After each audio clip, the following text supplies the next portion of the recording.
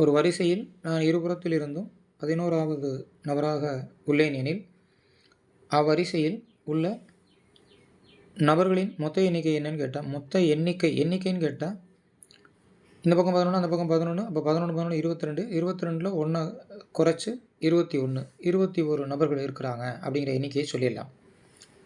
அது எப்படின்னு புரிஞ்சுக்கிடுவோம்.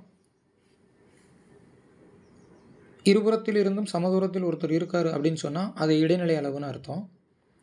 அது ஒற்றைப்படை எண்ணிக்கையிலான விடையாக தான் வரும். அப்போ இந்த இடத்துல பார்க்கும்போது 11ன்னு சொல்லியிருக்கிறதுனால இங்கே இந்த இடத்துல அவர் நிற்கிறாருன்னு வச்சா இவருக்கு முன்பாகவும் 10 நபர், இவரை தொடர்ந்தும் 10 நபர்கள் இருக்காங்கன்னு அர்த்தம். அப்போ இந்த 10 அதோட அவரை சேர்த்து 11, அவரை தொடர்ந்து இருக்கக்கூடிய ஒரு 10 சேர்க்கும்போது 21. அதுதான் அதற்கான விளக்கம். ஆனால் எளிமையாக செஞ்சுருங்க. சமதூரத்தில் ஒரு நம்பர் கொடுத்துருந்தாங்கன்னா அந்த 2 நம்பரையும் அந்த நம்பரையே இன்னொரு நம்பராகவும் நினச்சி அதை கூட்டிட்டு 1 குறைச்சிருங்க. 11 கூட்டல் 11 22, 22ல் 1 கழிக்கும்போது 21 அப்படிங்கிற அந்த வரிசையில் இருந்த நபர்களுடைய எண்ணிக்கை கிடச்சிரும். இதே மாதிரி இன்னொரு கணக்கு இருக்குது, அந்த கணக்கையும் பார்ப்போம். நான் ஒரு வரிசையில் இருபுறத்தில் இருந்தும் 10வது நபராக உள்ளேன்.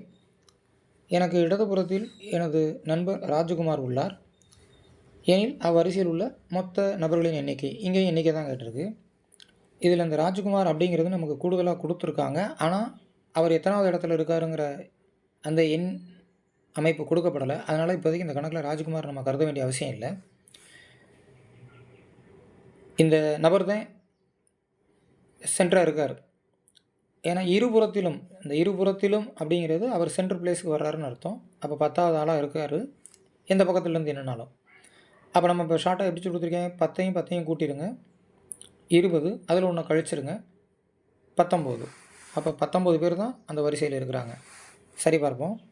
இடதுபுறத்துலேருந்து 9 பேரை தாண்டி எங்கே வர்றோம், 10வது இடத்துக்கு வர்றோம். அதே மாதிரி இங்கேயும் 9 பேரை தாண்டி இந்த இடத்துக்கு வர்றோம். 10வது நபராக இவர் இருக்கார்.